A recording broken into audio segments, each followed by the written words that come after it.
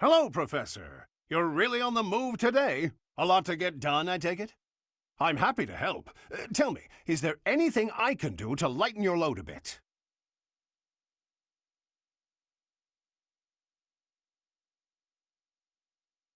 Oh, surely there must be something. Don't be shy about asking for help. We're practically siblings, after all, cut from the same cloth. I was raised by Gerald just as you were, so we should have no trouble getting along.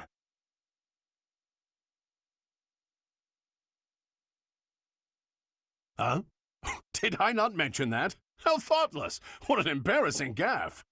My parents died when I was small, and I came to live in the monastery. It was an aimless existence, but sometimes a knight would pass by wearing magnificent armor. That knight was Gerald, and the first time he laid eyes on me, he made me his squire. What was he thinking, huh?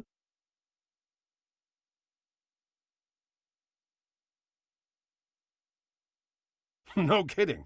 I don't think I'll ever fully understand his logic. Later, I heard that the squire preceding me had died of a terrible plague. I looked a bit like him and was about the same age, so Gerald thought me a suitable replacement. A little nutty, old Gerald, there's no doubt about that. Quite a character. All that was more than 30 years ago. How time flies.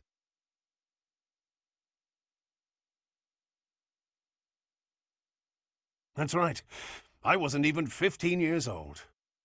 Well, Gerald hardly seems to have aged since then. In fact, over drinks he once told me, perhaps that's a story for another day. At any rate, that's Gerald for you. One of a kind. I don't think there's anyone else quite like him.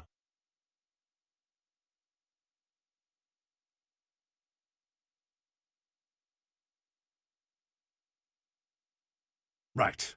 Well, now you've heard my whole story. I hope that you understand now why I feel such a strong sense of attachment to you. If you're ever in a bind, just give me a holler.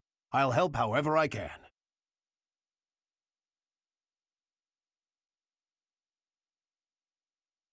Indeed, indeed. Well, I'll let you get back to it. But truly, if I can take anything off your plate, don't hesitate to let me know.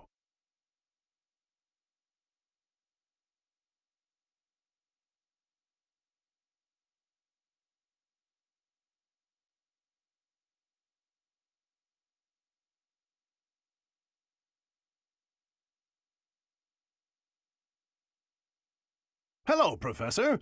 What brings you here? Fancy a bit of fishing?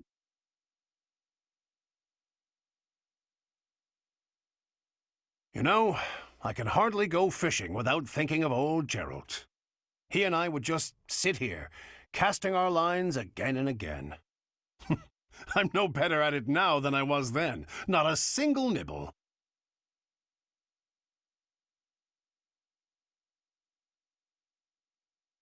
Ah, just like your father. You know all the tricks of the fisherman's trade. I was hopeless at it, but he was a master. In the time it took me to catch one fish, he could fill his basket to the brim. You know, talking to you, I'm feeling very nostalgic. Why don't you join me? We can trade some stories about the old man. We spoke before about how Gerald never seemed to age, right? Once, when he was drunk, he let the secret slip. He said he'd had an infusion of crest-bearing blood, and it had greatly extended his life.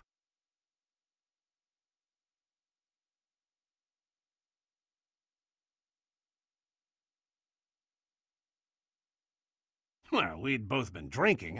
I figured he was joking, so I just laughed it off. Then I asked him his age. He said he'd stopped counting after he hit 100. And he was telling the truth. In those 20 years he was away, he didn't age a bit. An incredible person, to be sure. And I probably don't know the half of it. Actually, I'd like to ask you something about Gerald, if you don't mind. When Gerald was away from the monastery, what was he like?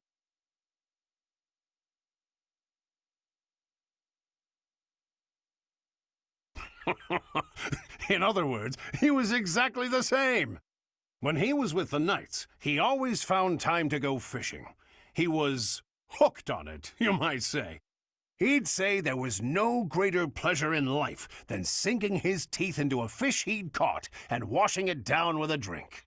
I have to say, right now, fishing with you, it really takes me back. This feels just like the good old days, when Gerald was sitting alongside me.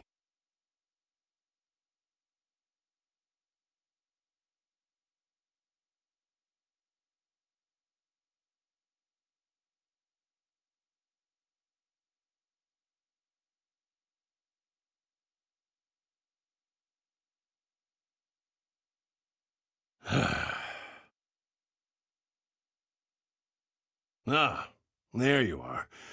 Hello.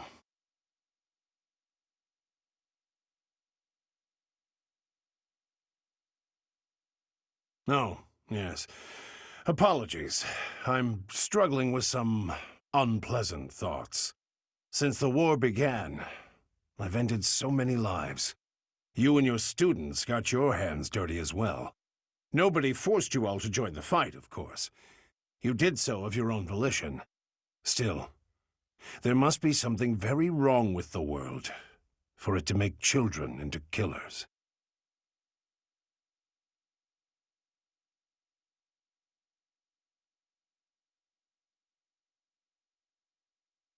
That's true enough. We've all gotten older. Ah, listen to me. I'm sorry for being so glum.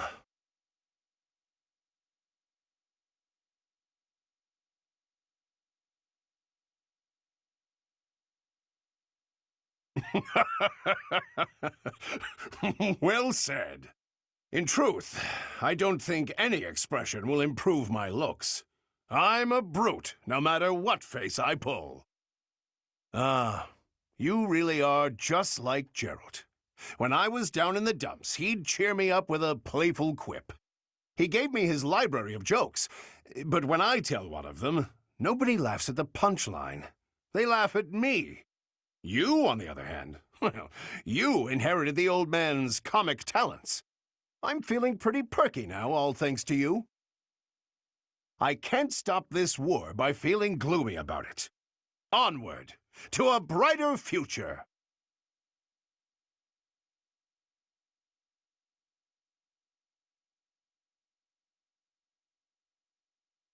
To tell you the truth, that was another line I picked up from Gerald.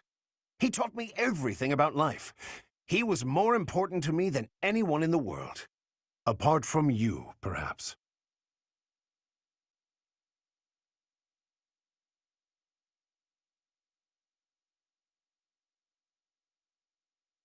Oh, sure, there's that, but not only that. When I look at you or see you fighting in battle, it's like I'm seeing a sibling. But at the same time, it's like seeing something sacred and powerful. Something I must defend. You're so important to the future of Fodlan, and to me. I promise to continue protecting you with the strength of a knight and the love of a big brother.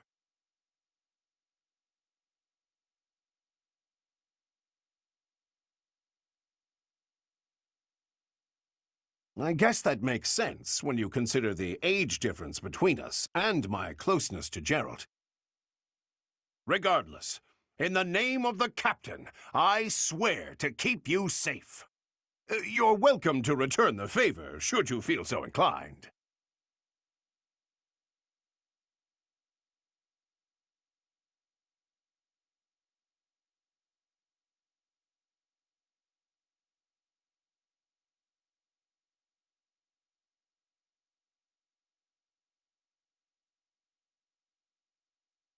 Hey, what are you doing here? Waiting for someone?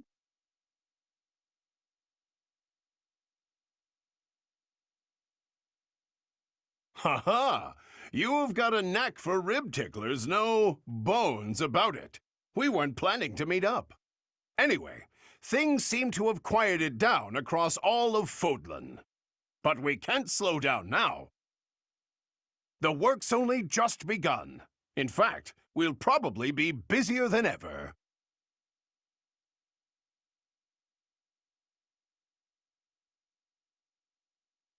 Ha!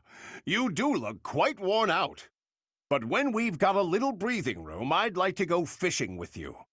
We can sit by the water together and idly cast our lines, not a care in the world. It occurs to me, were you really waiting for someone? A little rendezvous, perhaps?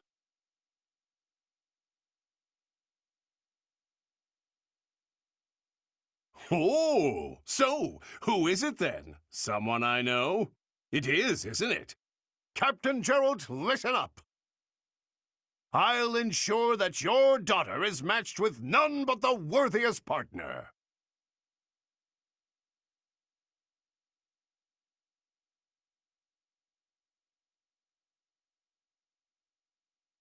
I'm sorry, it's just... When it comes to your life, I get emotional, you know? You've done so well. You've persisted through so many obstacles, and you just kept on fighting. I have no doubt Captain Gerald's looking down proudly from heaven right now. And of course, I'm proud of you too. I'm a very proud, big brother.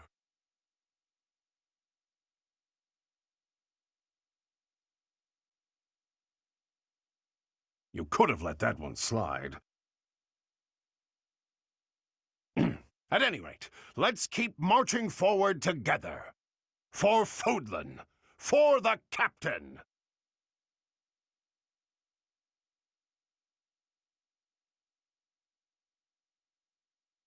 Of course you can count on me.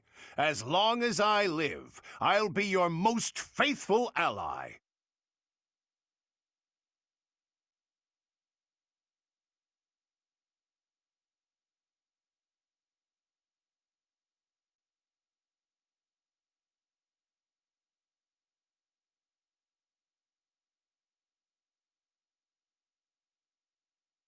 Hello, Professor. Do you have a moment?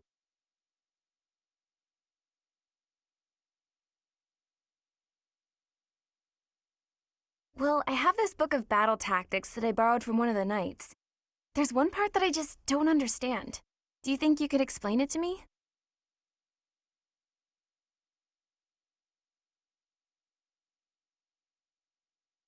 Great, thank you so much. It's about this diagram here. I don't get why the knights are grouping up in that forest there. I just can't see the advantage to a formation like that. Yay, I finally get it! You really are a great teacher.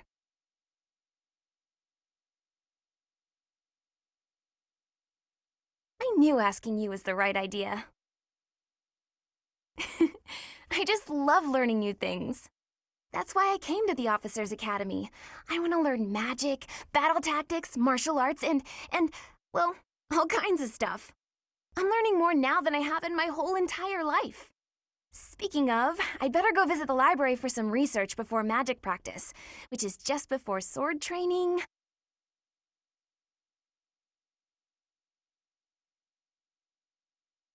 That's just not possible. I always find it's more tiring to laze around doing nothing. I've never been any good at that. I have to have something to do.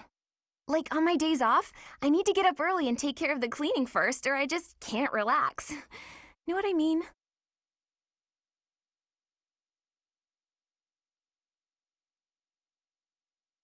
But a day without accomplishments is completely wasted. Not to mention... Oh, wait. Oh, no! I was supposed to be on cooking duty today! Ugh, I completely forgot! Sorry, Professor, but I have to run. Thanks again for your help! Ah! Who put this stupid barrel here?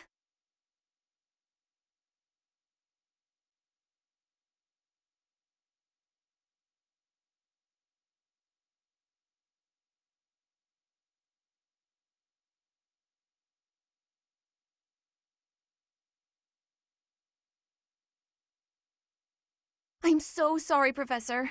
I somehow overslept and missed our training session. I didn't mean to cause you and the others so much trouble. Imagine if that had happened during one of our missions. It really is inexcusable.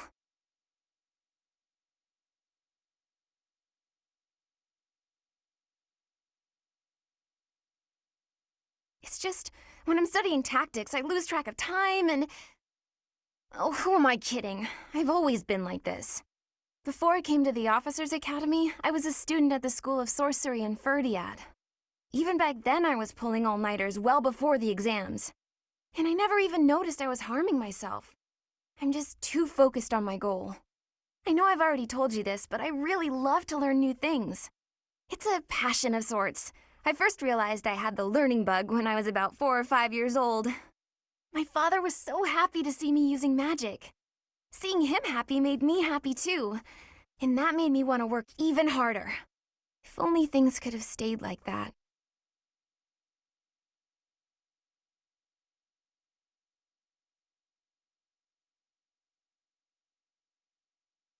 When I was about 13, my father left home.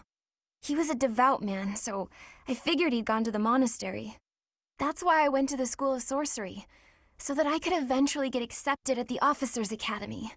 I studied harder than ever, and sure enough, I finally earned a referral. Unfortunately, my passion for learning became more of an obsession. I got so focused, I kind of forgot how to relax. Feels like I've been running in circles ever since.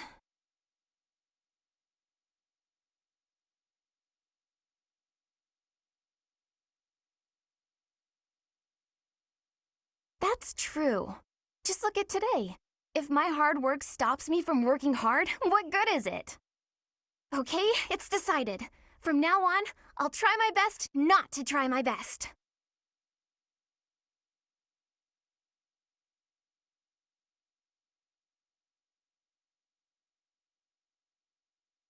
Yay! With you on my side, I'm sure I'll succeed. From now on, if you see me going overboard, just let me know. I'm a new woman after all.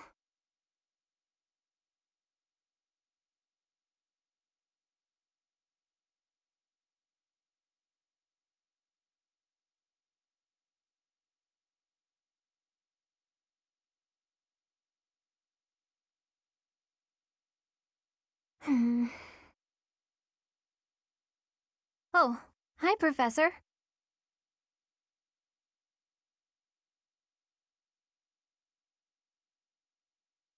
Do you remember what we talked about before?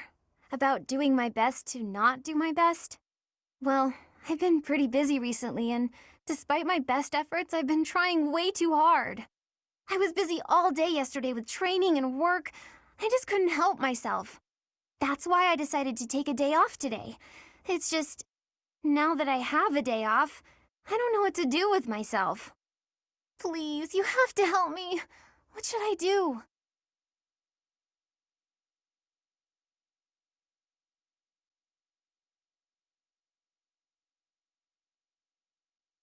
I can't relax if I'm doing nothing.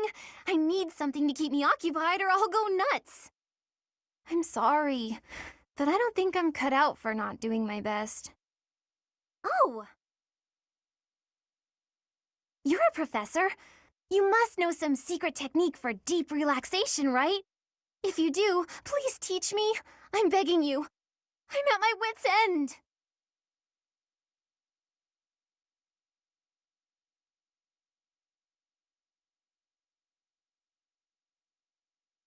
Got it. I'll try that right now.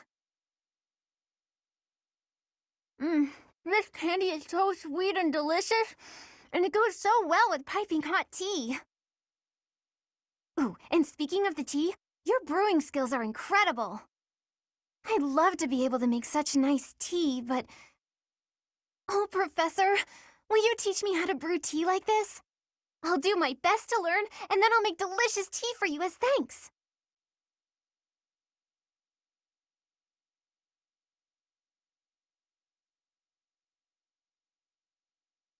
Oh, sorry. Back to my old tricks, it seems. So, why is it so difficult to not do my best? I try and try to not try, but it just doesn't work.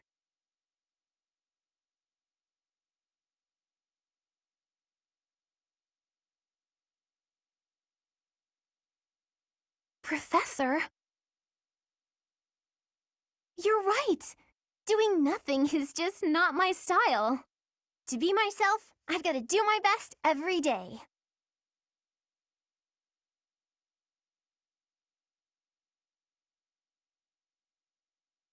Okay. Then you really must teach me how to make such delicious tea. You will, won't you? Please. Oh, and also, well, thank you. You've listened to me and helped me face my troubles. Now I feel like I can talk to you about anything. Honestly, I wish we could go on drinking tea like this forever.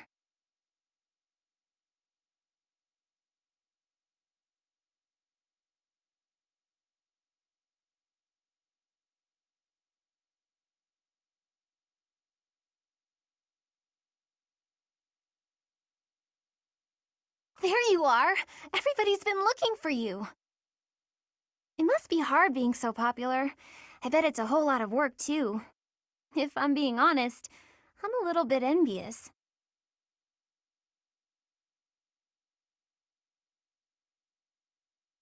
Oh, but don't you enjoy keeping busy? After each battle, there's always more to do, so every day is exciting in its own way. Though it's true I haven't been able to relax for a while, no matter where I go or what I do. Okay, so I finally realized why it is I feel this way. It's because I need you.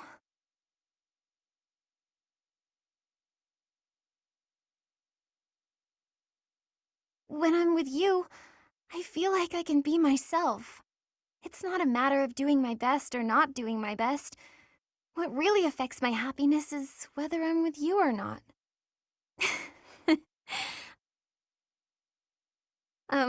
Actually, I've practiced what I'm gonna say to you countless times. But of course, now that it's time to say it, I'm feeling shy. Terribly shy.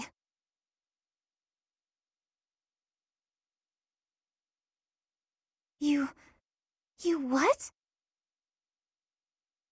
Oh goodness, you really mean it!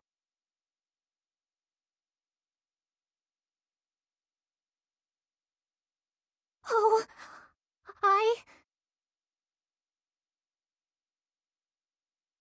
I'm sorry. Why am I crying when I'm so happy? I've been so worried about this. I was thinking about what I'd do if you said no. But then you asked me. I didn't even have to ask you. I'm just so relieved.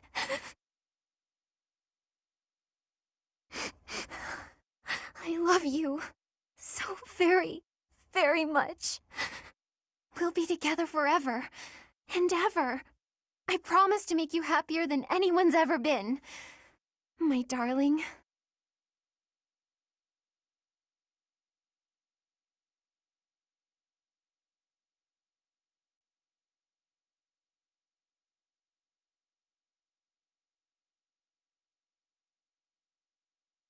Oh, shopping took longer than I thought. It's a good thing I had your help, Professor. Looks like we've got everything we came for. Time to head back to the monastery. To tell you the truth, I wasn't sure if the money that night gave us would be enough.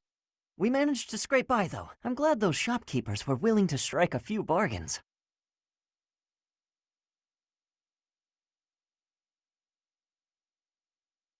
It's one of the few things I'm really good at. I've got a lot of experience living in the city. Money was tight for me, too. At least until a kind noble adopted me into his family. Come to think of it, you were originally a mercenary, weren't you? I'm sure you've traveled all over Fodlan. That must have been a pretty different life from regular folks like me.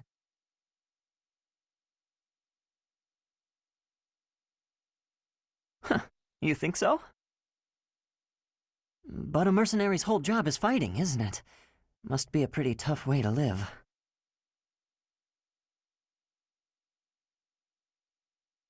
I believe you. I can imagine. Oh!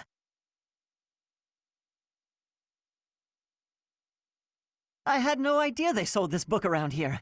I haven't seen this one for ages.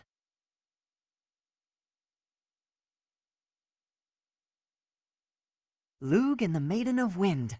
It's a well-known tale of chivalry in Fargus. Lugh is the King of Lions. This book is full of his exciting adventures. I've loved this since I was a kid. It was what got me learning to read. Give me that book! Hey, creep! Don't touch the merch! What the? Somebody catch that thief! Cut him in half like my prices! Please, calm down, ma'am. You calm down, kid. If he gets away with that valuable merch, it'll be a huge loss for me.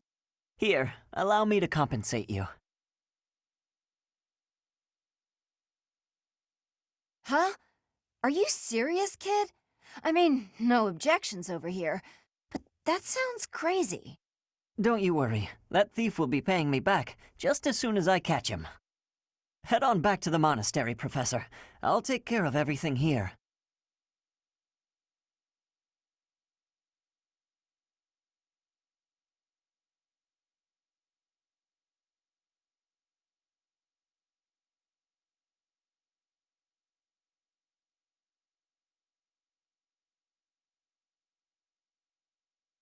Hey, Professor, did I ever tell you what happened with that thief?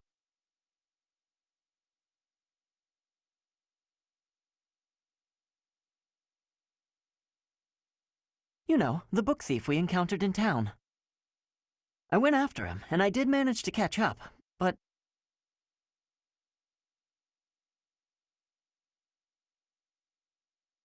Oh no, I captured him easily. I'm pretty quick on my feet, you know. But I decided not to make him pay for the book. My pockets were pretty empty after that incident, if you want to know the truth. Oh, what happened was, when I caught him, I asked him why he stole the book. He said he thought it would fetch a good price and that he really needed the money. He had a sick kid and couldn't pay for medicine.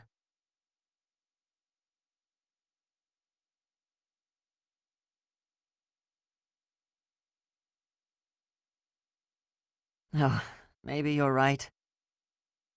But if he really did have a sick child, that would be a matter of life and death. A little money is nothing compared to that. I'd rather believe a lie than risk someone's life if I'm wrong. And to be completely honest, there was a time when I wasn't so different from him.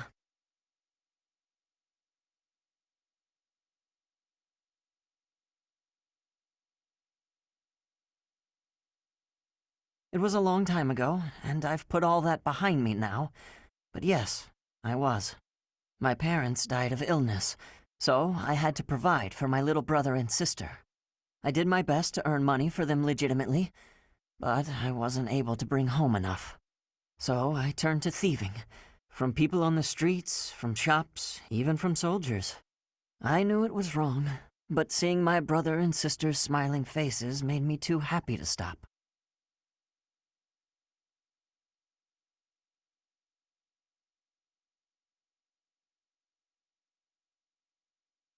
I really regret that part of my life. I was stupid. But shortly after I turned 9, I crept into a local noble's mansion, aiming to steal whatever I could get my hands on. The noble had all sorts of valuables, but what really caught my eye was a book with a fancy cover. That book was Lugh and the Maiden of Wind. The knight in the illustrations was so impressive I just couldn't tear my eyes away.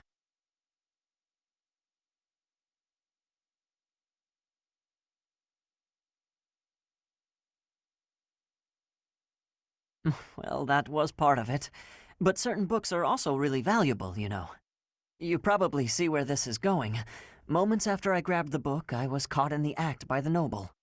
And that noble was none other than Lenato. But Lenato was incredibly kind. Without asking any questions, he gave me the book, and money too. When I told him I couldn't read, he invited me into his mansion, along with my brother and sister. He taught me how to read. Personally. So, with the thief I caught in town, I was trying to do the same thing, to be like Lenato. I want to make up for the bad things I've done, to leave this world better than I found it. That's why, even if it wasn't easy on my pockets, I'm proud to say I helped him.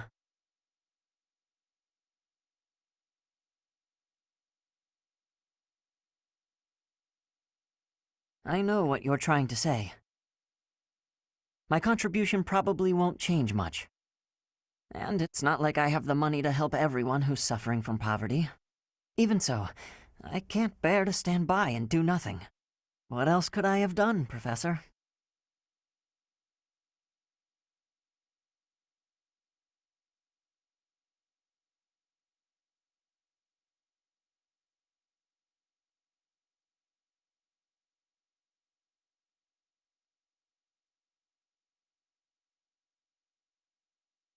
Oh, hey, Professor.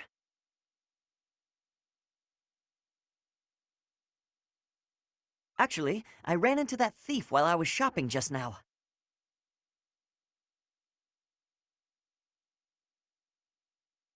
Maybe you don't remember. It's been quite a while. The man who stole the book from that market stall. I saw him on the street with his kid. They were both so grateful. It's a really nice feeling.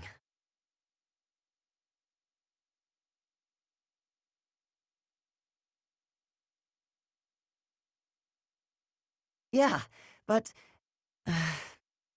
it did seem like they were still having trouble getting by. I guess what you said to me back then was right. My actions didn't really solve the problem. I can't help everyone, no matter how much I try. If I had the money or power, maybe, but I don't.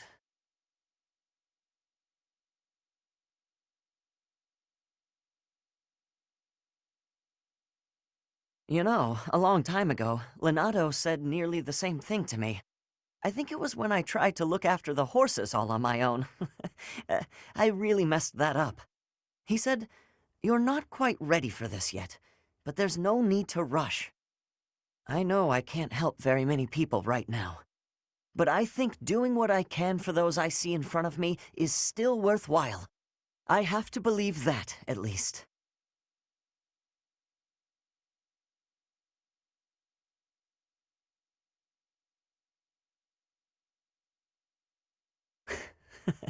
Thanks. That's reassuring to hear. What about you, Professor? Has anything been troubling you lately? I'd be happy to help, as long as it's not looking after horses. You might not want to trust me with that.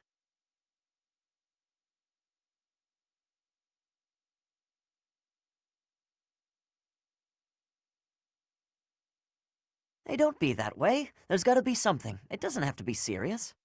I genuinely enjoy helping people. It's a great feeling making someone smile. So if there's anything I can do for you, I want to do it, because I care about you.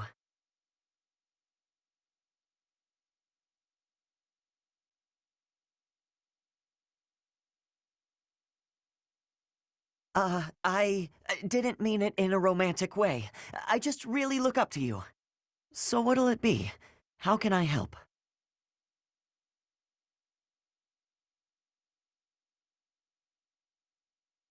Happy to, if that's what you'd like.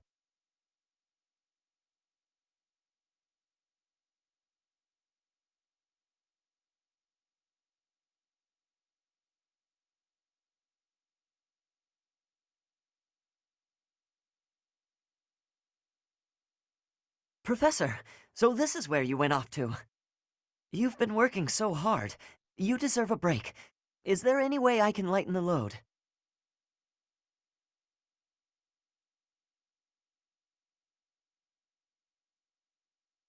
Maybe, but I'm sure there's more I could do. You need all the rest you can get. It's only going to get more hectic from here. Even I'm tired and I haven't done nearly as much. It's been a long struggle.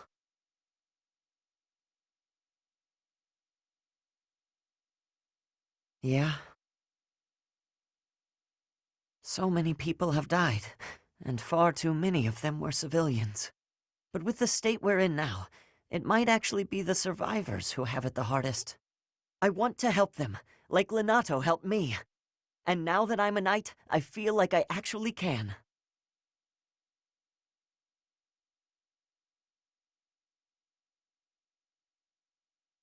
Definitely. When I'm by your side, I'm full of hope for the future. And on that note, there's something I've been meaning to give you.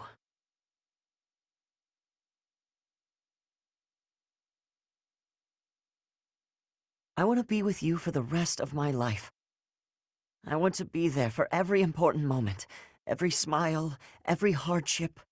I know I'm just a commoner and nothing special. I know I don't have a crest or a prestigious family legacy, and I've done things I'm not proud of. But if you'd be willing to look past all that, I also know we'd be great together.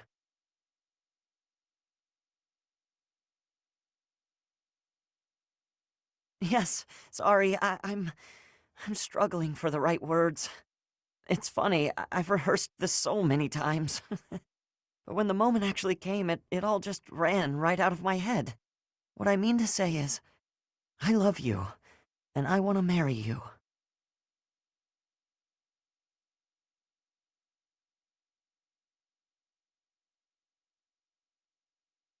You have a ring for me too? Am I dreaming? You really feel the same way about me. Sorry, I'm kind of giddy. This doesn't feel real. To go from a life of stealing on the streets to marrying a wonderful person like you. Am I even allowed to be this happy? I'm worried it could all come crashing down at any moment.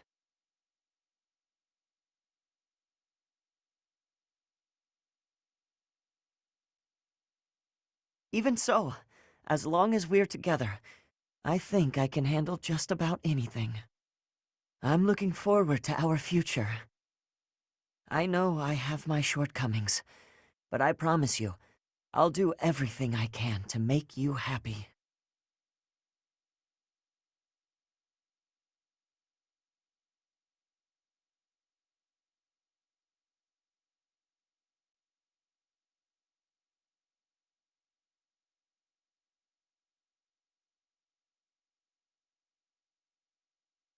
Ah, there you are. Can we talk? I need a favor, and you strike me as the charitable type.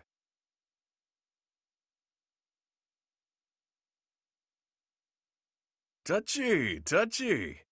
I'll get right to it. I need some gold. Care to help a fellow out?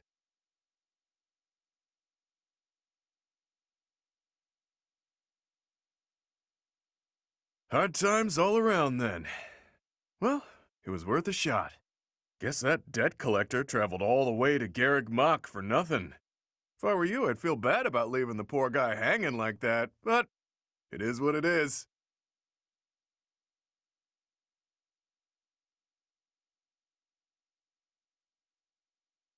No, it's a lose-lose. I owe the church, too. That means any work I do here, they take a cut. The only way to escape my financial burden is to get clear out of Fodlan.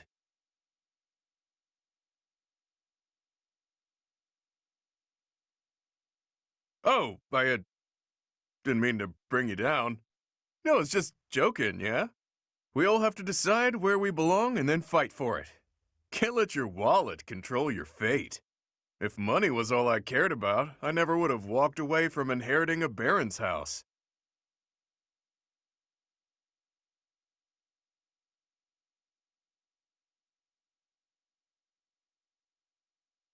It's nothing. It was a minor house in the east of the Alliance. I like to say I stepped aside for the good of the house. Has a nicer ring to it than saying I just wasn't cut out for the gig. Or that I lacked the right temperament. My distinguished little bro took my place. Fact is, he's a much better man for the job. Don't go feeling sorry for me now. I didn't mind one bit. Truth is, I'd have been miserable in that life. Having that title was nothing but fuss. Fuss is the worst. This way of life suits me much better. And you?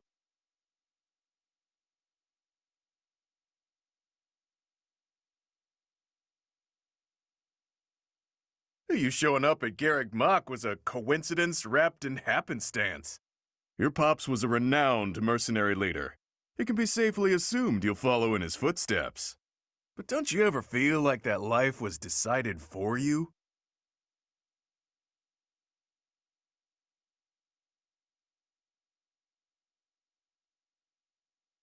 Better start pondering that one real quick, pal. Why keep breathing if your life isn't your own, yeah? Well, there's a decided lack of gold here, so I'll be off now. You think on what I said.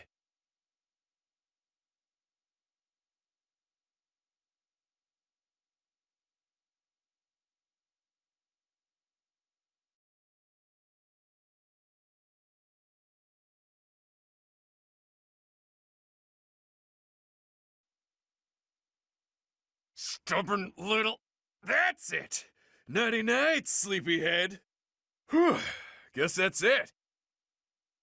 Can't let lowlifes like you into Garrigmock. Nobody likes troublemakers. Trust me. What the... Oh, it's you. Don't sneak up on people. It's rude. But we can discuss your lacking manners another time. Why are you here? You following me, pal?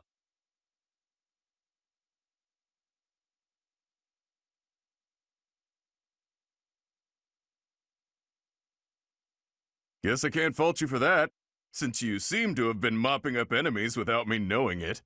She really thinks I'm gonna try to reclaim my title. She clearly doesn't know me too well. Yet she keeps sending fools my way like the stubborn shrew she is. That's my stepmother for you.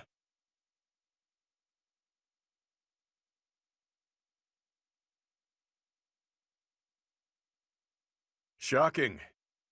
Remember when I told you my little bro inherited House Albrecht after I left? Well, he's my half-bro, and his mother is devoted, to say the least. She'd do anything for him. Sadly, he had the nerve to be born without a crest. And here I stand with a rare one swimming in my veins. She's convinced I'll return one day to take back my title by force. Completely off her rocker, that one.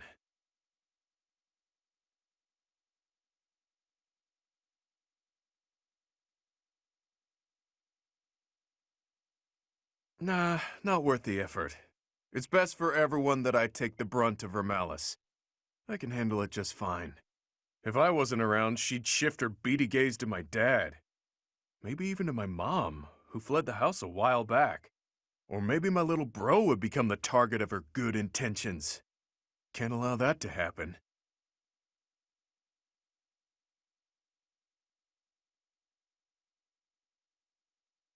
And that's the bottom line. Long story short, you should keep your distance from me. If that assassin's dagger took you out, everyone here would fall to pieces. How would I explain that?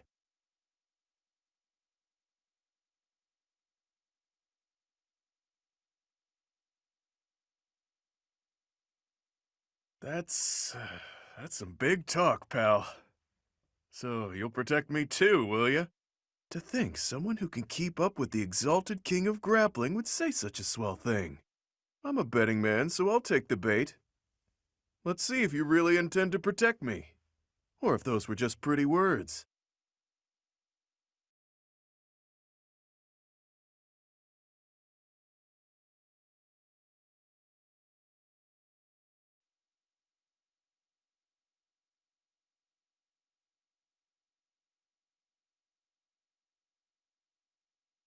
I see. By any means necessary, then. Before the war's end. I'm covered, but just to be safe, I need you to check on my mother and Kupala. Still following me, huh? We have got to work on those manners, pal. Unless you really meant that bit about protecting me.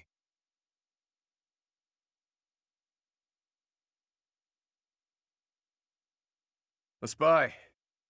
I pay him money I don't have to monitor my stepmother, just in case something happens to me. Whether I'm above the dirt or below it, it's on me to protect my mom and her home, Kupala.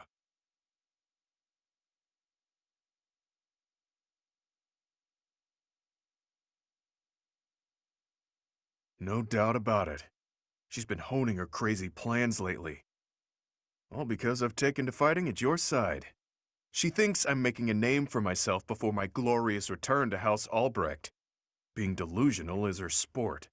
There's little advantage to her going after my mom, but she's unpredictable. Gotta stay vigilant.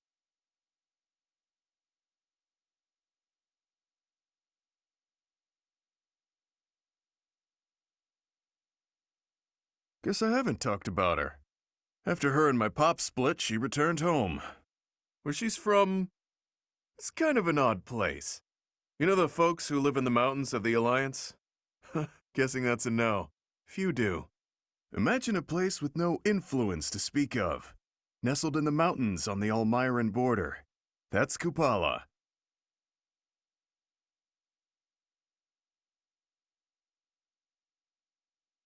Well, they're not mountain goats. And it's not like they never interact with the Lords of the Alliance. They're incredibly isolated, though. Even their trade relations are remarkably limited. Doubt that'll change. The land lacks resources worth fighting over. Probably for the best, honestly. Oh, but back to my mom. She was different. An exception to the rule in Kupala. She left the mountains, was rescued by my dad, and fell madly in love with him.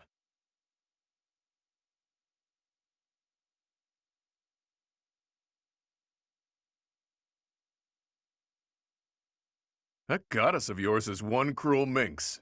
So if that's the destiny she gave him, wouldn't surprise me a bit. My birth helped matters, but only a little. House Albrecht just wasn't where she belonged. My dad was in a tough spot. He was obligated to marry a fellow noble and produce a fitting heir. Nobody'd want to live out their days where they're utterly unwelcome. So my mom returned to Kupala.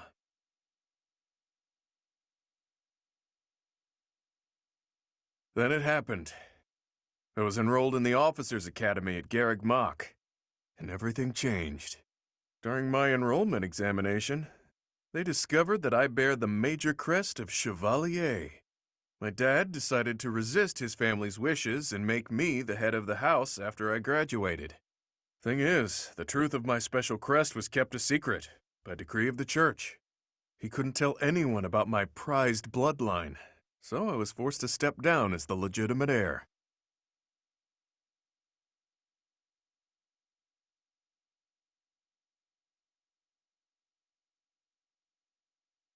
It was for the best. My crest was inherited from mountain folk who prefer to keep to themselves. Imagine what would happen to Kupala if it got out. We both know it would destroy their way of life.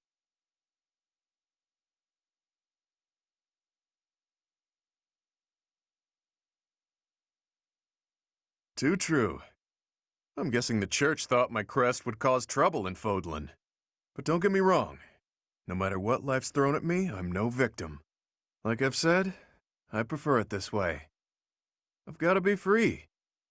Even if things were different, I'd still choose this life. But I can't let my mother and her people pay the price for keeping peace in Fodlan. Wouldn't be right. All I can do is make a name for myself in battle and secure enough power to protect them. Failure isn't an option.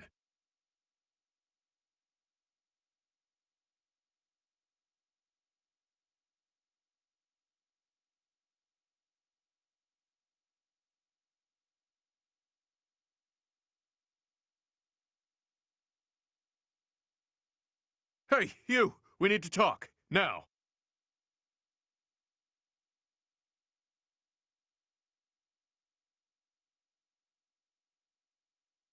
You did it for me, didn't you? Without even taking credit for it. Admit it, pal. You asked the king to protect the people of Kupala.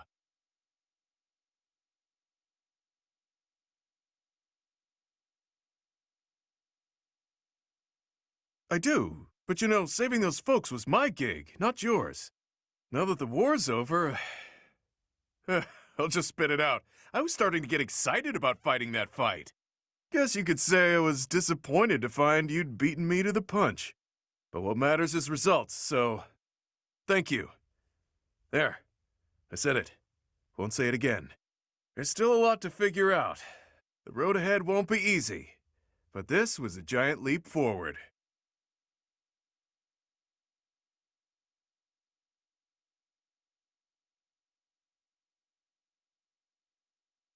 Right. There's, one more thing I need to get off my chest.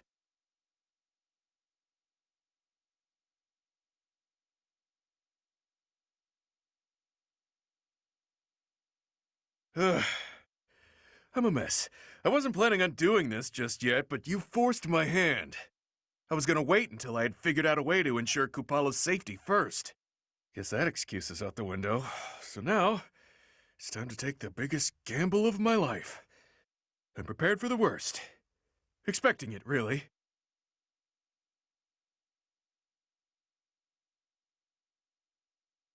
You, marry me, pal! Look, I know it's a big ask. I'm beefy, but that aside, I'm not the most eligible bachelor on the block. But I promise to become better. Not so selfish and careless. I want to support you, make you happy. The life I live makes me comfortable, but comfort be damned! I need you by my side. Always. If I'm not good enough now, just give me time. A year, maybe. 2 years. 5 tops.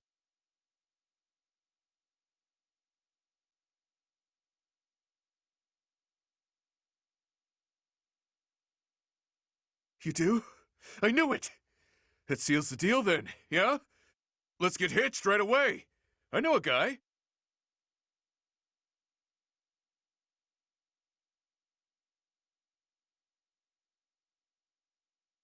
Couldn't have said it better myself. Guess a lavish party is in order now. We have a lot to do. Speaking of lavish, I know I need to sort out my finances. We'll need a house and all that good stuff. Hey, maybe we can just shack up here at the monastery. What do you think? No need to decide now, my love. Let's just focus on this being happy business. The rest will work itself out. It feels like a lifetime ago. But remember when you told me you'd protect me? At the time, I had no idea how to take it. I wasn't sure I could bear letting someone else look after me. I was sure that in the end, I'd be the one protecting you. That I'd be the strong one. That's how it's always been for me. Guess I was wrong.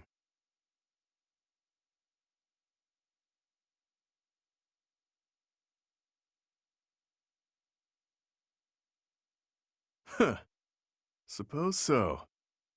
In the end, we protected each other. To join our strength. To look after you. And be brave enough to let you look after me. That's what marriage is all about, right? Being with you is so natural it must be fate. You know, if fate were a thing. That is. From now on, we'll keep looking out for each other. You can bet on it.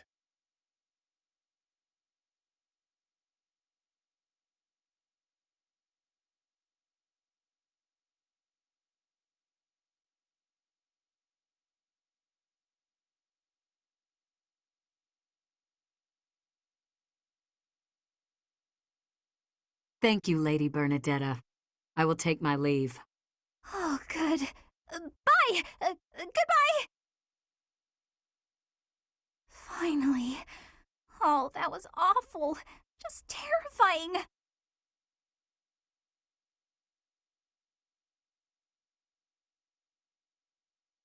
Ah! Please don't sneak up on me like that! It was nothing big.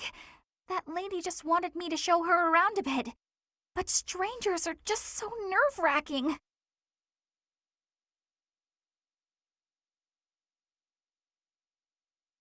Now that you mention it, I think you're right.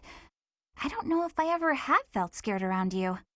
I wonder why. You know, Professor, you might be the first person I've been able to speak to normally since I got here, and I have no idea why.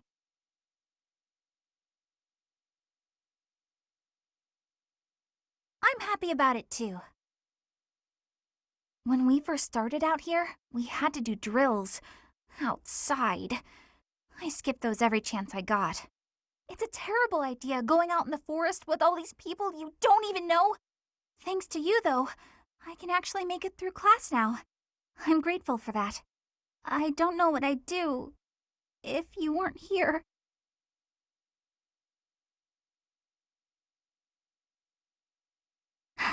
Sorry. I'm okay. I am okay. I'm doing just fine. I feel safe here, thanks to you.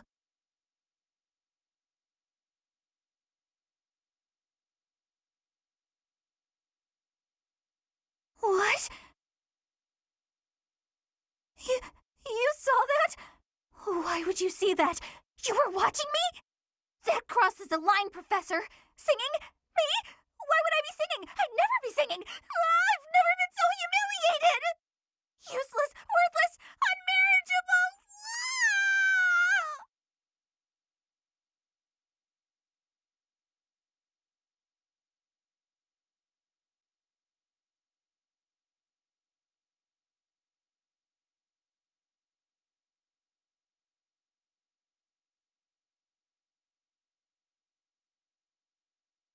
great weather today.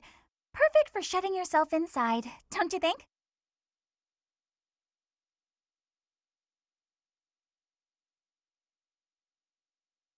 Oh, you go right ahead. I'll be right here. The better the weather, the less crowded it is in here. I can't pass up having all the space to myself. I love feeling like I'm all alone in the world.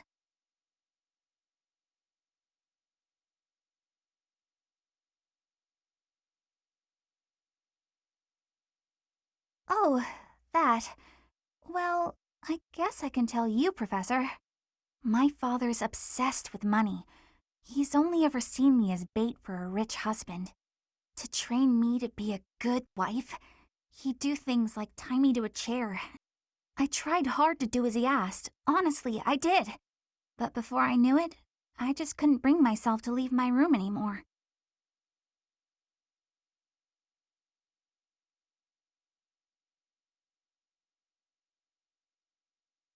I just had this overwhelming feeling of fear all the time. No matter how hard I tried, my father never thought I was good enough. After that, it was just constant scolding. He couldn't say 2 words to me without mentioning how useless I was. An unmarriageable girl. My life was isolated, to say the least. I wasn't allowed to play with other kids, let alone make friends. Soon, I stopped wanting that. I was happiest alone, but even that made him mad. And when he tried to drag me outside, I kicked and screamed so much, I seriously hurt myself. He's calmed down a bit in recent years. His constant torment was replaced with complete indifference. He mostly acts like I don't exist now.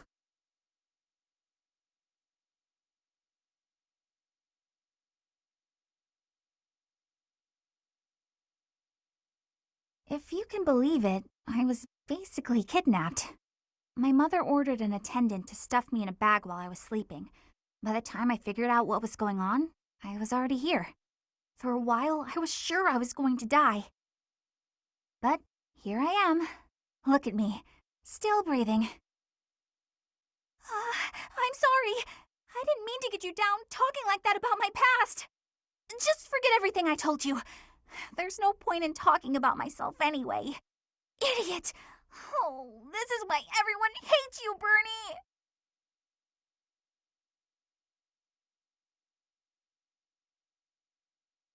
You're the only one who would ever say such a kind thing to me, Professor. I'm sorry. Please don't look at me.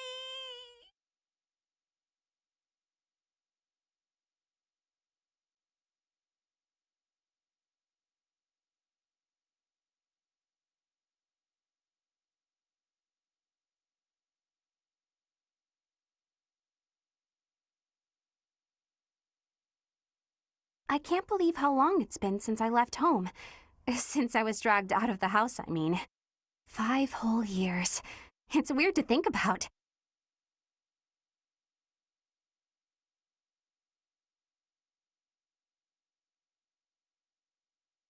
At first, I remember I was desperate to go back, but now it's the opposite.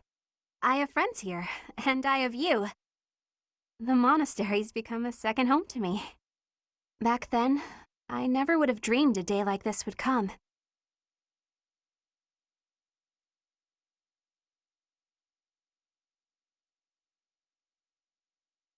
It's all thanks to you.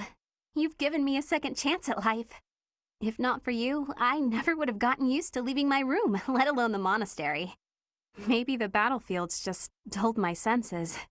I'm much better with strangers and new places now, though. I don't panic nearly as much as before.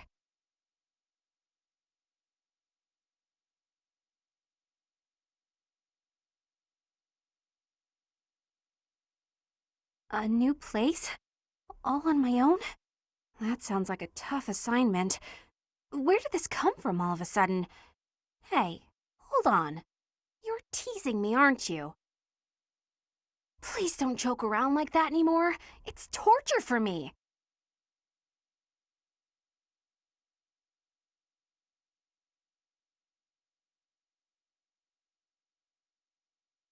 You're still not taking me seriously. I mean it. Promise me you won't do that again. Friends respect each other's feelings, don't they?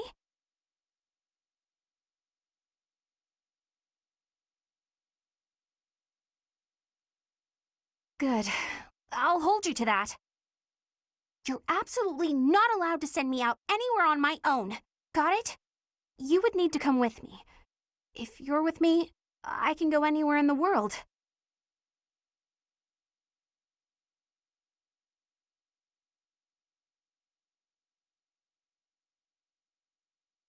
No, that defeats the purpose.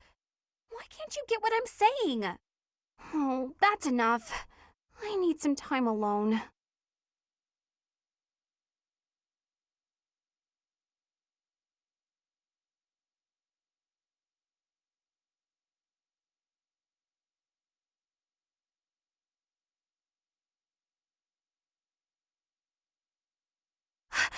How did you know I was here?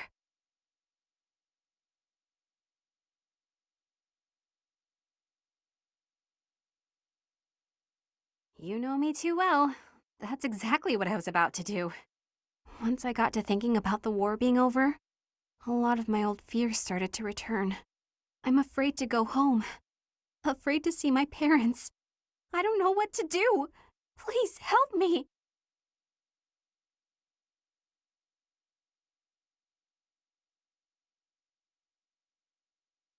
Wait, where are we going? Don't make me go! The Goddess Tower? What are we doing here? This is it. We're all alone. The perfect time. You're going to kill me, aren't you?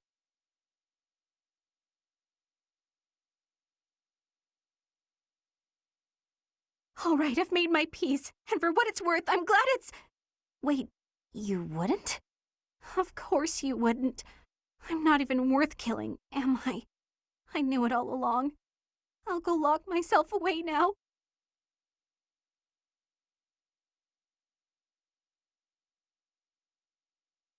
What did you just say? Is that a ring? Well, this is, what kind of ring is this? When a man gives a woman a ring, it usually only means... Is that what this means? I don't know what to say. I accept. Of course I accept. This means I'll be able to shut myself away in peace again. You can go off doing your hero things, and I'll hold down the fort.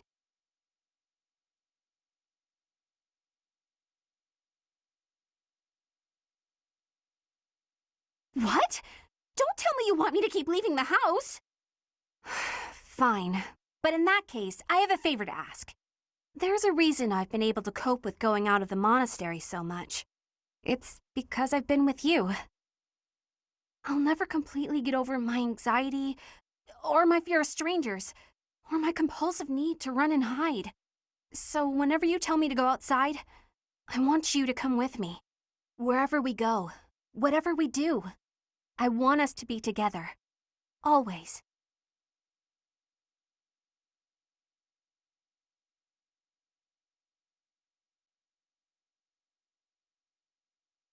Because when I'm with you, I feel... Wait, did you agree? You mean it? You're the greatest! I love you so much! We're going to be so happy together!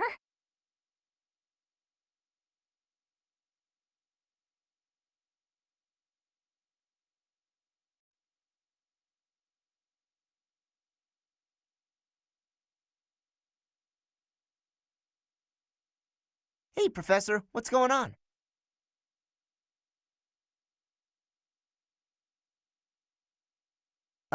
Okay.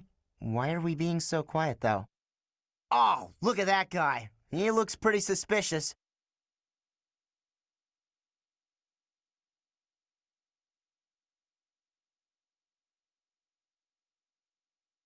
What do you think he's up to? Never mind that. Let's get him.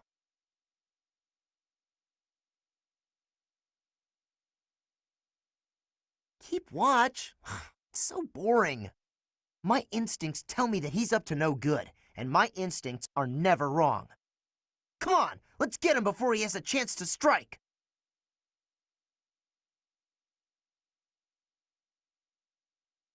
There's no time to calm down. I'm just gonna... Oh no. The path he's walking down leads to the plaza where the kids play. There's no way I'm letting this guy get anywhere near those kids.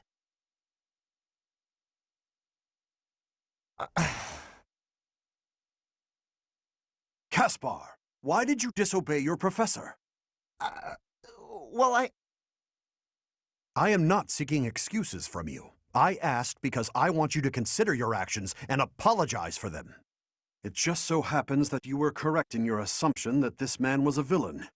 If that were not so, he would not have chosen to take his own life upon seeing you advancing toward him. Great. So I was... But, because of your actions, that is all we know.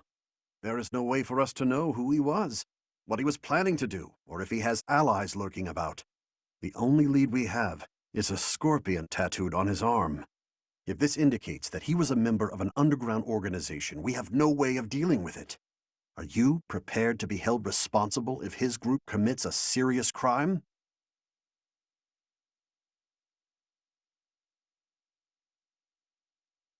Oh, I couldn't possibly.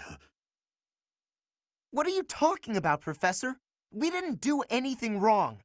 Those kids might have been in danger if we didn't act. I couldn't just stand by and let that happen.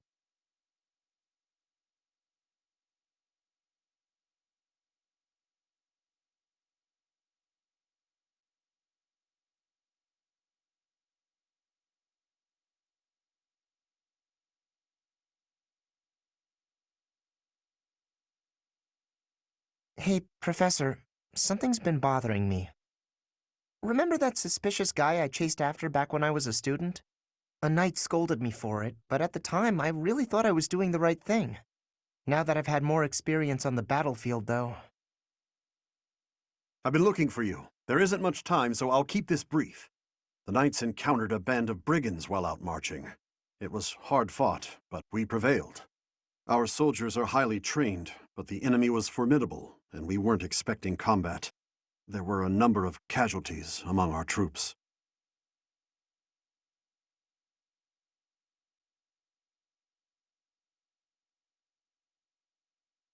Much appreciated, but there's a reason I need to bring this to your attention. Do you recall the incident 5 years ago involving a suspicious individual in Garreg Mach? These brigands all bore the same scorpion tattoo that we found on the arm of that man. Oh no. I thought that might be of interest to you.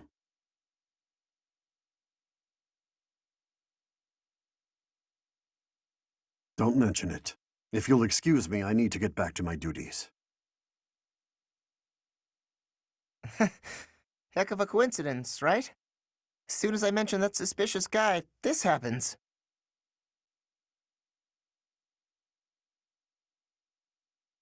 But some of the knights died in combat. They died because of what I did 5 years ago. This is my fault. If I'd stayed quiet and tracked the guy down like you said, we would have stopped those brigands sooner, and I wouldn't have blood on my hands.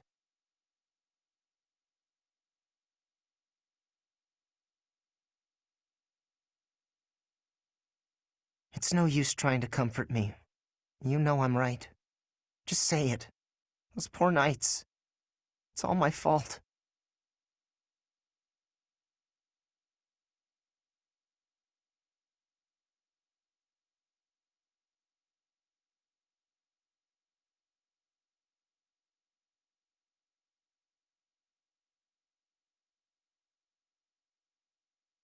Do you have a minute, Professor?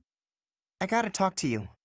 I've been thinking a lot about those brigands with the scorpion tattoos, and I realized something. I mean, I'll feel better if I get this off my chest, right?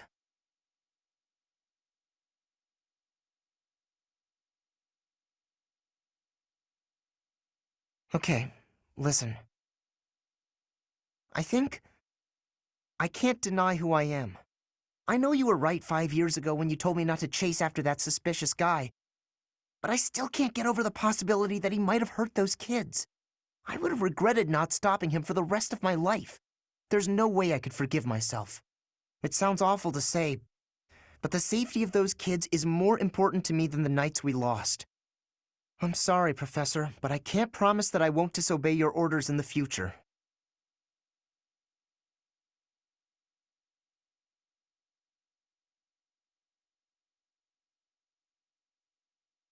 I know.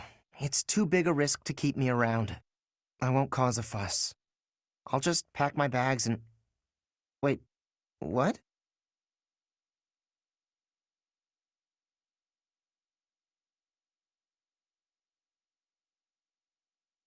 I guess so. You're really okay with me sticking around? Even if I might not always follow orders?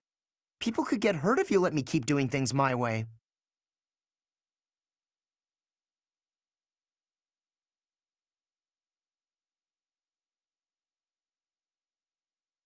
Just like that? I almost can't believe it.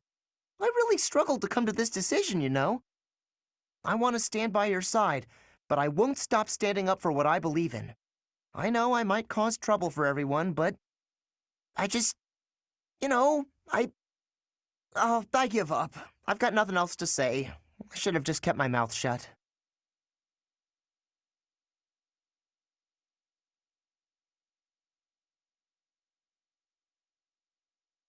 Yeah, I know. Thanks, Professor. Thanks for accepting me for who I am. I'm glad I get to keep fighting by your side.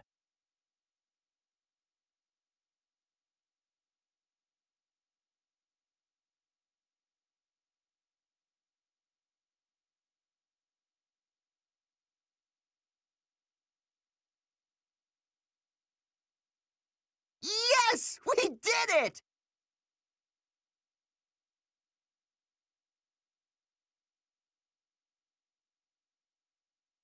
Huh? Oh, Professor! What are you doing here? Don't you have a lot of important stuff to do? Unlike me, who obviously has a little too much free time. As you can see.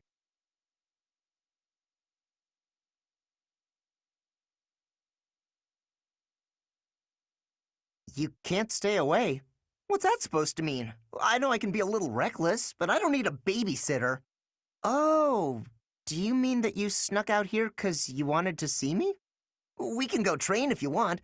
The training ground isn't too far, and...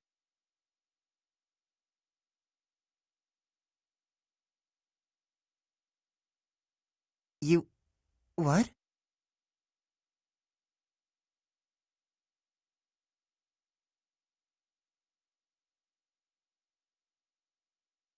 I don't really know what to say.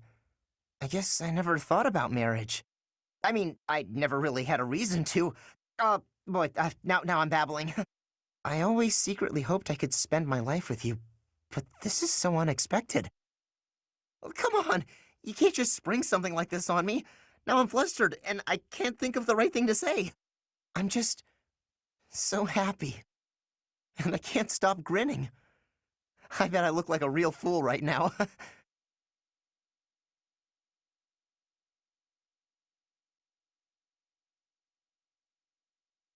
Well, whose fault is that? This is all a bit much. All right, now that I've pulled myself together, I want to tell you the same thing you told me. I love you, and I want to marry you. Listen, I know I can be reckless, stubborn, and generally difficult to be around at times, but you once said you'd accept me, even with all of my flaws. When you said that, I made a promise to myself. I promised that I'd always protect you. And, well, sometimes you might have to protect me from myself, but I intend to keep my promise.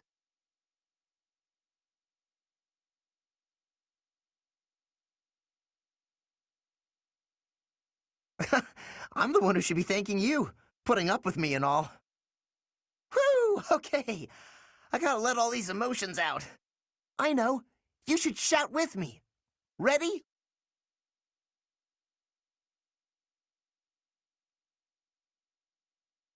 I love you forever! Oh, come on! You didn't do it!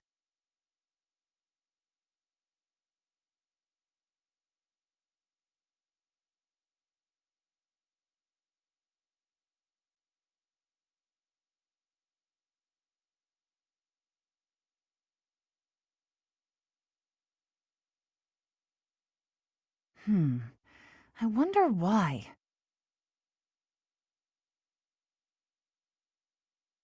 Why does Lady Rhea give you special treatment? You're not particularly strong or good-looking. You seem exceedingly unremarkable. Not that I doubt you were a skilled mercenary. Shamir came from the same background, but she doesn't get nearly as much of Lady Rhea's attention. Besides, it'd be one thing if you got brought on as a knight, but a professorship, unprecedented.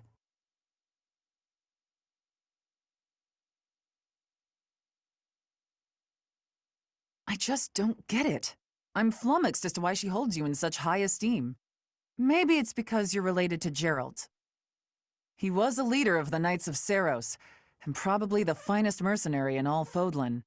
By the time I joined, he was gone, so I don't know him too well, but he's strong, right?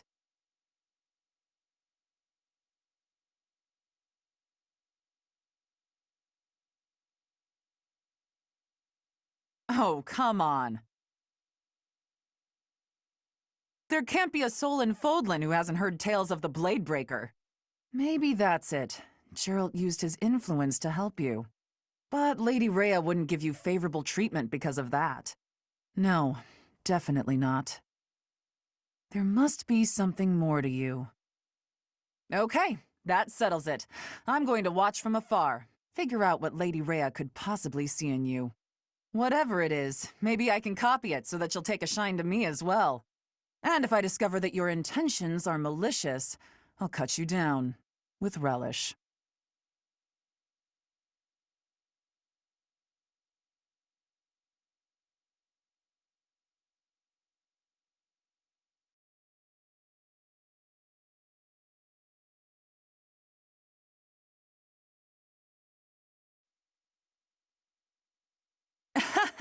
I was trying to catch you off guard, but you managed to block it. Not too shabby, Professor.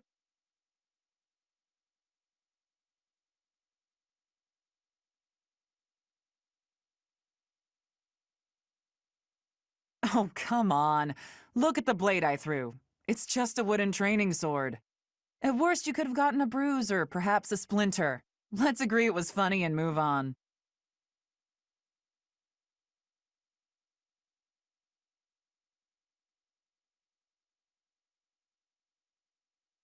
Aw, poor thing. Aren't you used to getting hurt? You've been in your fair share of battles.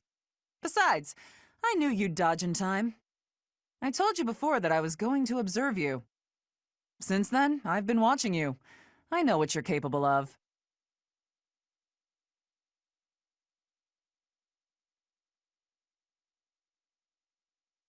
I took steps to make myself invisible, so I could observe you without being detected. I hardly let you out of my sight. After extensive research, I've concluded that you really are first-rate. Your sword skills are impeccable, you're a gifted educator, you clearly love working with the students. Someone with all of your exceptional qualities should not exist, but here you are. At first, I thought Gerald was the reason for Lady Rhea's interest in you. But no, Lady Rhea knew exactly what she was doing when she singled you out.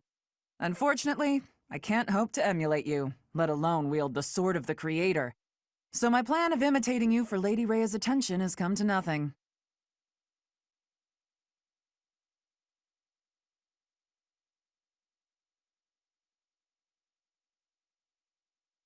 I didn't say that. I plan to give Lady Rhea a detailed report about what you're up to. Hopefully, then I'll be in her good graces.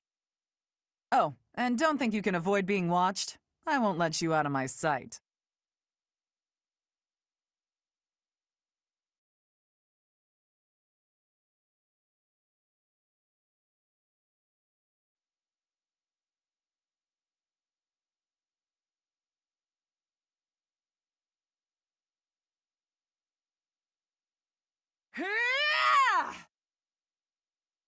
I will not yield! Yeah! It's been a while since I had such a close call. If not for you, Professor, I wouldn't have made it. I didn't expect to be ambushed on a simple scouting mission.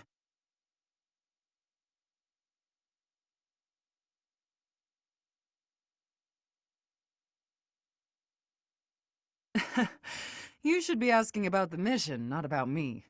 I have to ask, Professor, what brought you here?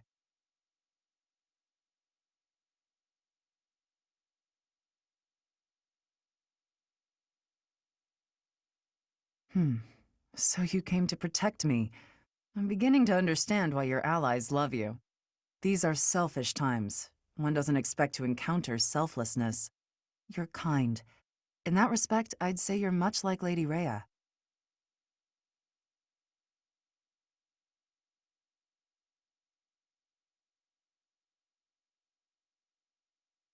Of course. It's thanks to her kindness that I'm here today.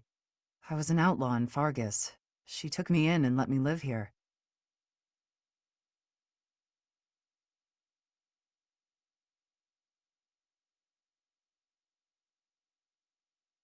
Didn't I tell you? I was born into House Karen, in Fargus. They used to call me Thunderstrike Cassandra. I was implicated in a plot to kill the king.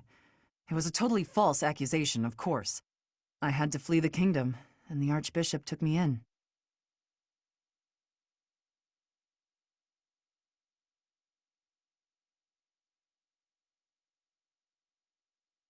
I used to be a student at the academy, so I knew I'd be safe here. Lady Rhea saved me once when I was a student, you know. We were tasked with battling monsters, but we were ambushed. I almost died.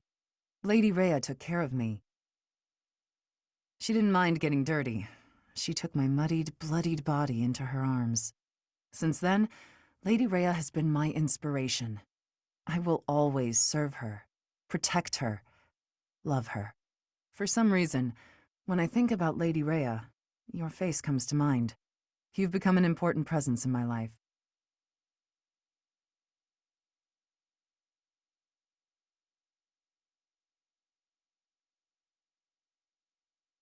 I wasn't expecting you to have a positive response.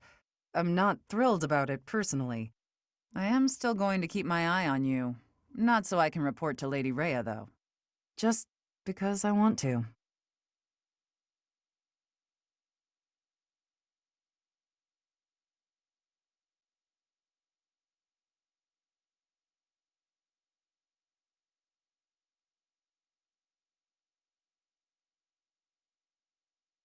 Sorry to bother you, Professor. I know you're busy.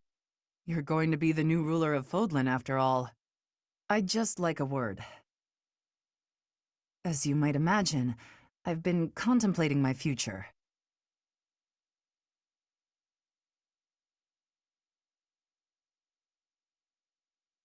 That's what I'm trying to figure out. I've always seen myself as a servant of Lady Rhea, not of the church. Now that she's gone, I'm lost. I don't know what to do. I suppose I could go back to Fargus and take up the Karen name again. But that's not what I want. I'd rather not be tied down by my family name.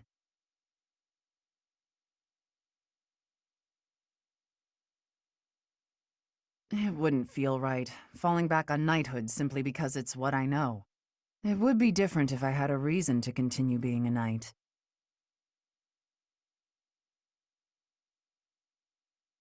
Well, if you told me you wanted me to remain a knight, that would be a good enough reason. Or if you said you wanted me to stay by your side forever. Or if you said you wanted to get married, for example.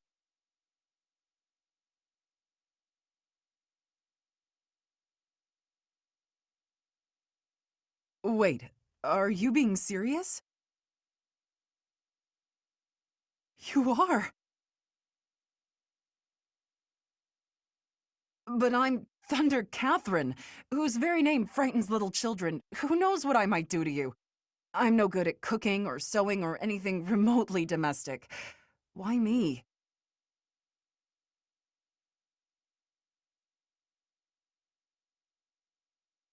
You love me. I'm glad. As for me, I love you too. Deeply. I never expected things to turn out this way. But now that they have, I'm certain I wish to remain a knight and stay by your side. Will you accept? Good. After all, swinging a sword has been the only life I've known. But from now on, the power of Thunderbrand is ours, not just mine. For now and forever, you can't escape me. I hope you're ready.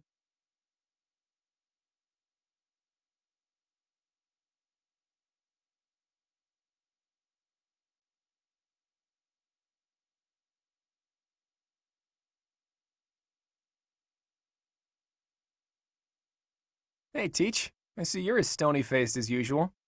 I can't tell if you're feeling resigned or if you're just lost in thought. Or maybe you simply don't care about anything that's going on. Oh, sorry. I really didn't mean to be rude. I just find you fascinating. Actually, there's something I'd like to talk to you about. Can you spare some time?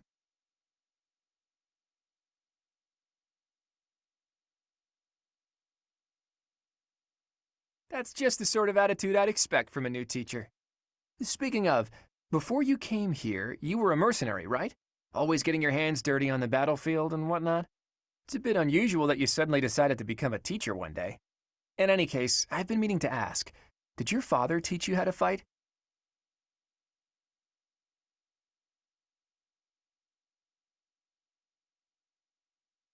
I figured. Your father used to lead the knights, didn't he? And I hear he was a legendary mercenary as well. It must have been hard on your mother when you followed in your father's footsteps and became a mercenary too.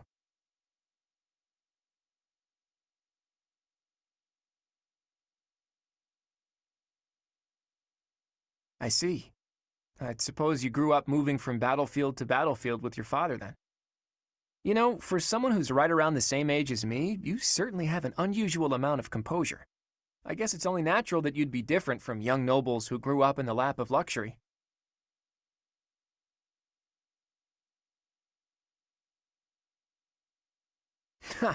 Well, even so, I am heir to House Regan, the leading family of the Alliance. But I didn't exactly grow up in luxury like most people of noble blood. Hey, maybe that's why you and I get along so well. Folks like us should stick together. As house leader, I'll do all I can to help you out. We can start by making time for more little chats like this.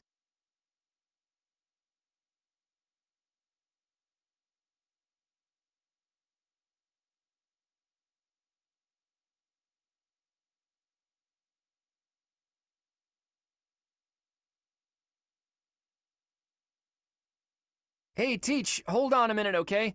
I'm gonna have this cleared up in no time.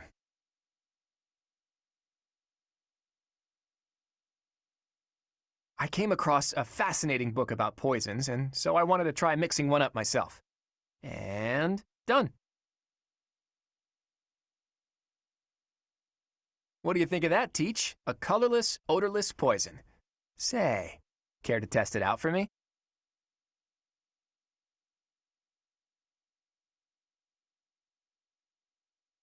Whoa, really? Actually, I was just kidding. If you drink this, in 2 days' time, you'll have terrible, let's call it stomach trouble. I hear your silent question, Teach. Why the delay? That's so it can be used even if you don't have access to the target when you need the poison to take effect.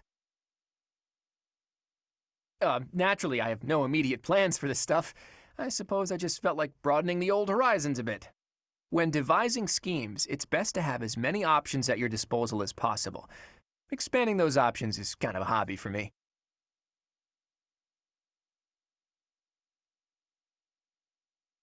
Well, I grew up in an environment where it was necessary to think that way.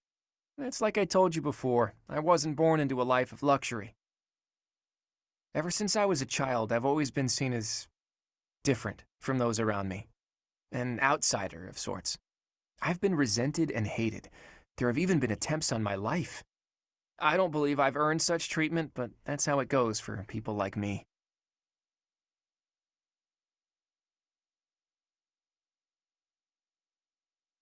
Thanks, Teach. You know, in many ways, I'm just a normal person like everyone else. But in the right environment, anyone could be seen as an outsider. It can become overwhelming.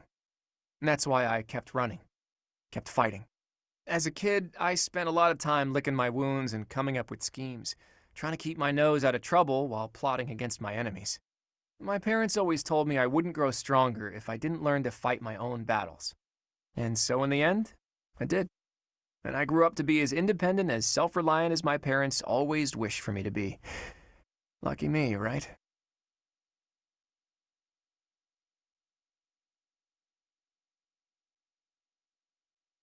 If anyone knows what I'm talking about, it must be you, eh, Teach? I get the feeling you know what it's like to be an outsider. The moment I first laid eyes on you, I knew you weren't like everyone else. People don't care for folks like that. You do well to watch your back. On the bright side, that's also part of the reason that I find you so interesting.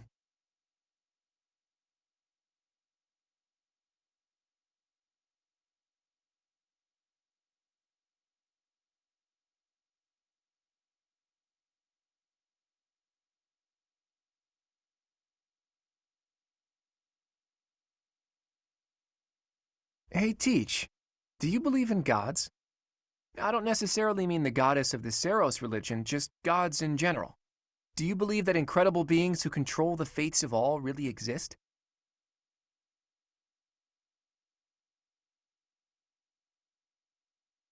Yeah, I didn't think so. I never used to believe in that sort of thing either. I've always hated the idea of praying to a god. After all, you can only really rely on yourself. I still believe that. You can't win a war by leaving your fate in the hands of a god. Only tangible facts can really decide a war. Which side has the most troops, the best tactics, the better organization and planning. Of course, miracles can happen, and by that I mean things that are completely outside of your control. Things that only seem to add up if you believe in the concept of fate. Things like, well, like meeting you, for example.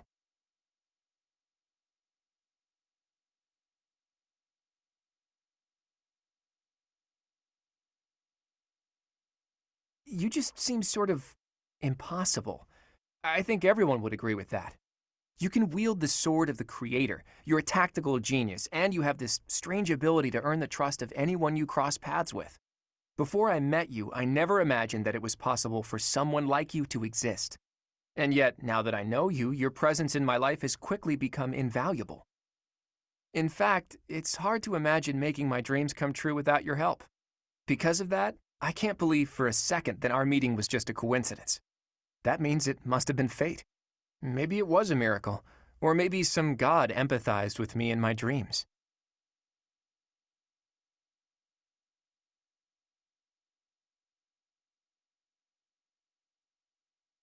Again, I don't mean the goddess of Fodlan, though I suppose it may be hard for you to grasp what I'm talking about. People all over the world have different ideas about who or what the gods are, right?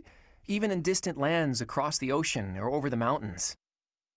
They have gods who see the world as a whole, who don't care about Fodlan's borders, who don't meddle in our affairs, who don't grant life or take it away. And maybe, sometimes, they'll make a miracle happen. A god like that, that's the sort of god I think I could believe in.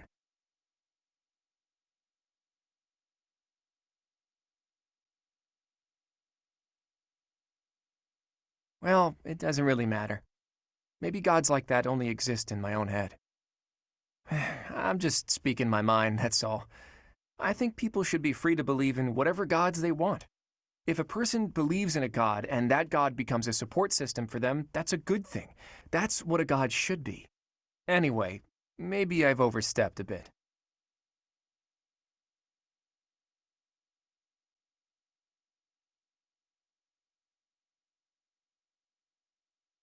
I knew you'd understand. In any case, let's keep this conversation between the two of us, yeah?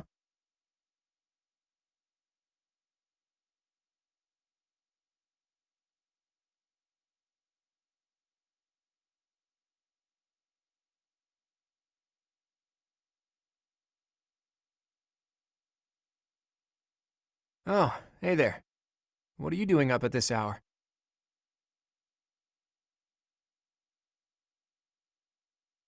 Is that right? I guess the more you have to think about, the harder it is to fall asleep. At times like this, I like to gaze up at the stars to clear my head. I've been that way since I was a kid.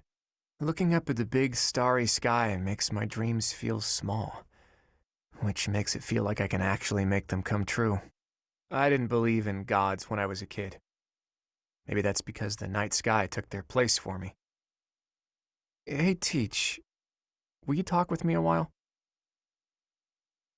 I bet you figured this out, but I wasn't born in Fodlan. Where I come from, the people of Fodlan are looked down on as cowards. Technically, that cowardice runs in my veins. On my mother's side, anyway. That's why the people who were around me when I was growing up thought of me as an outsider. But I don't believe the people of Fodlan are cowards. That kind of perspective is just based on ignorance. The person from Fodlan who I know best is my mother. She fell in love with a man from the wrong side of the border and had the guts to leave home to pursue that love. I always threw that in the faces of anyone who tried to make a fool of me. My mother is proof the people of Fodlan aren't all cowards. Just saying that doesn't achieve anything, though. I need to destroy the prejudices that have taken root in my homeland. That's why I came here, to see Fodlan with my own eyes. I thought I might be able to find a new perspective that could help me change things. And what did I find? That the people here view anyone who's an outsider as a beast of sorts. I was shocked. Even though our cultures and beliefs are completely different, our two lands have that much in common. That's when I realized the only way to change things is to bring the whole world together and start anew. That's the dream I've been working toward since I first entered the Officers' Academy 5 years ago.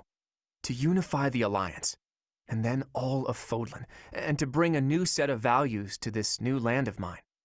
After that, I'd expand that vision to the rest of the world, break down the walls, and let a new perspective come rushing in, start all over.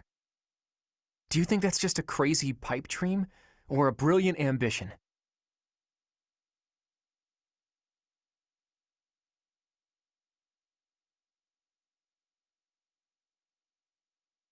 Not too long ago, I would have said it was too much for me to accomplish on my own. But that's not how I feel anymore.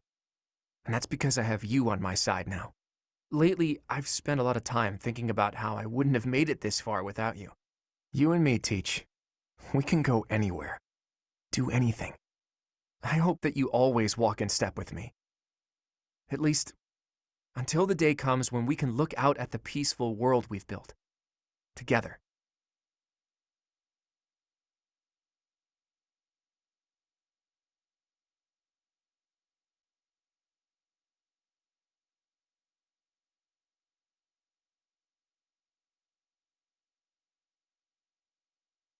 Sorry for calling you out here like this. I wanted to talk, just the two of us. First of all, I wanted to say thank you for all your hard work. It seems like our long struggle may finally be coming to an end.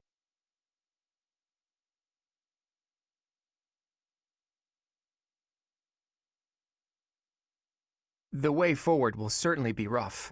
Right now, Fodlan is like a newborn, frail and easily upset. If we don't create a new ruling system soon, the Empire and Kingdom will descend into chaos. The coronation ceremony is the first step. Only then will Fodlan truly be a single, united land. I'm sorry that I won't be by your side at such an important event, but I'm certain you'll do great.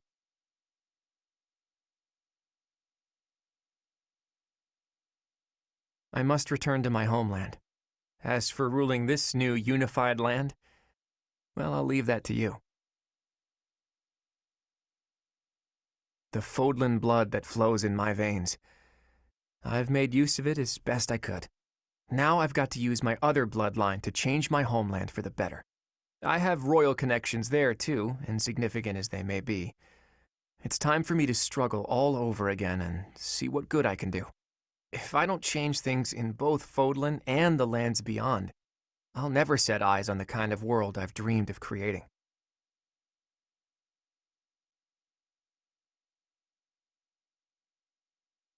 You're the successor Rhea appointed, aren't you? And now you're also the hero who saved Fodlan. All those weak people who have nothing to cling to but their goddess, they'll rely on you just like they used to rely on Rhea.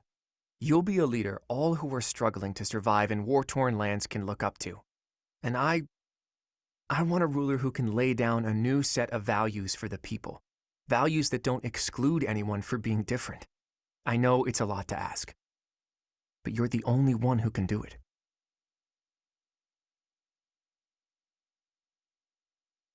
I have something else to ask.